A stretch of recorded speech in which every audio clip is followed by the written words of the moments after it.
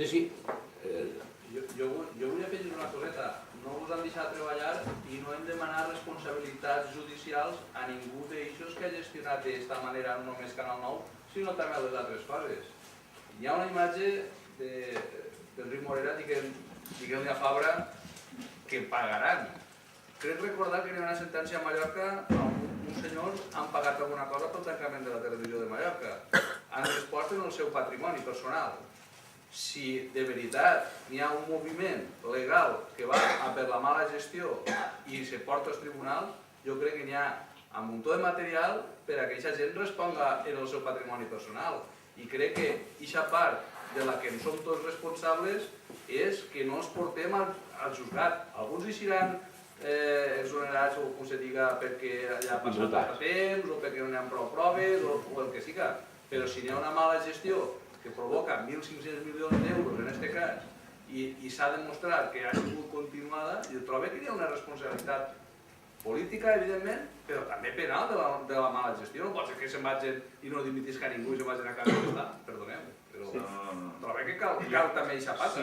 Jo que justament, desafortunadament en aquests anys he tingut més relació en els tribunals de la que m'hauria agradat. S'ha analitzat aquesta història i no es descarta, però és una situació molt complicada per dues qüestions. D'una banda, la justícia ara és molt cara, i és molt cara inclús per partits polítics, sindicats i tal, que estan passant un moment delicat. Per a emprendre processos com estos que s'eternitzen en el temps en recursos i contrarrecursos posats des d'instàncies, estem veient, per exemple, el cas Gürtel, les primeres informacions aparegueren en el 2008, estem pel 2013, estem en fase d'instrucció i només s'ha tancat la peça que van condemnar, que sí que hi ha condemnats valencians, a Víctor Campos i a Rafael Betoret per els estratges, i encara que només s'ha fet això. I hi ha una altra dificultat afegida, que és el que ha passat a Mallorca també, que és que quan tu ataques una empresa has d'atacar a tot el Consell d'Administració.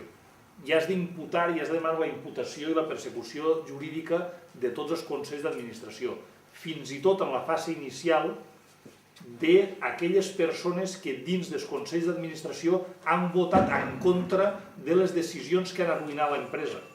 I te ho has de plantejar, per exemple, com per exemple nosaltres en l'oposició dels últims consells d'administració tenim a persones que han mantingut posicions molt dignes i coses d'estes, els representants nomenats pels partits de l'oposició han col·laborat molt amb els treballadors i han sigut una peça clau també per a conèixer les trampes que hi havia en l'ERO i poder tombar-lo, però és que possiblement si s'activa el procés penal s'haurà d'anar contra ells també i demanar-los presó a ells també. Desafortunadament, això és com funciona, perquè els consells d'administració en una fase inicial d'un procés entres en aquesta via. I llavors això també el para, perquè vaig a demanar-li presó jo a la persona, perquè a la televisió de Mallorca la van afonar uns, però resulta que han imputat, que han condemnat a tots. I inclús els que han votat en contra d'alguns acords d'això, perquè eren responsables solidaris de la decisió del Consell d'Administració. I totes aquestes coses també s'han de valorar. I moltes vegades són complicades perquè poden pagar justos per pecadors. Això és una cosa, i per això costa moltes vegades prendre aquesta decisió, no per falta de ganes. I per segona, en Radio Televisió Valenciana sí que hi ha gent que ha de respondre davant dels tribunals per el que ha fet. D'una banda tenim que no era per una qüestió de diners, que era el que està processat per abusos sexuals, i d'una altra banda tenim 4 exdirectius imputats en la trama Gürtel en una investigació que en aquests moments, justament la setmana del tancament, va vindre la policia a Canal 9 a recopilar noves proves que estan en aquests moments sota secret de sumari i que s'alçarà a principi del mes de gener, i apunten algú que potser imputen algun responsable polític, esperarem a que alcen el secret de sumari respecte a allò, però en Canal 9, a la visita del papa, el jutge Pablo Ruz de l'Audiència Nacional va determinar que es van robar almenys, segons Ruz, 3,5 milions d'euros en el cap de setmana de visita del papa, dels quals 1.100.000 euros es va quedar Francisco Correa, això és el salari anual de 25 càmeres, 640.000 euros Pablo Crespo, número 2 de la trama Gürtel, el salari anual de 18 càmeres, 500.000 euros Álvaro Pérez el Bigotes, el salari anual de 15 càmeres,